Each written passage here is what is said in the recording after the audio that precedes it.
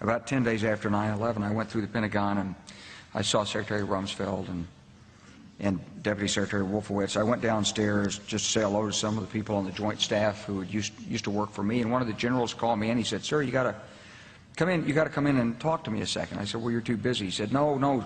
He says, "We've made the decision. We're going to war with Iraq."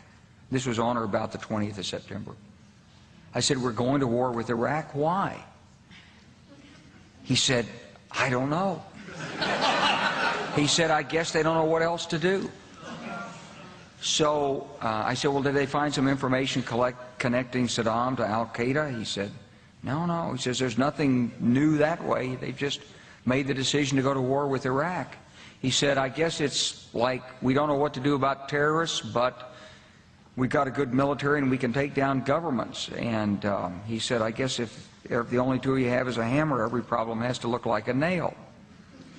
So I came back to see him a few weeks later, and by that time we were bombing in Afghanistan. I said, "Are we still going to war with Iraq?" And he said, "Oh, it's worse than that."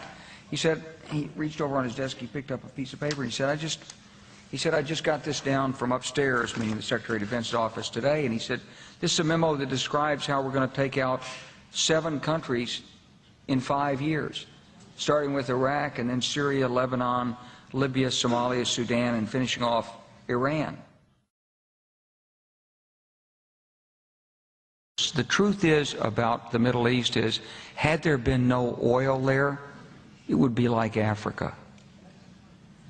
Nobody is threatening to intervene in Africa. The problem is the opposite. We keep asking for people to intervene and stop it. And there's no question that the presence of petroleum throughout the region has sparked great power involvement. Whether that was the specific motivation for the coup or not, I can't tell you, but there's always been this attitude that somehow we could intervene and use force in the region.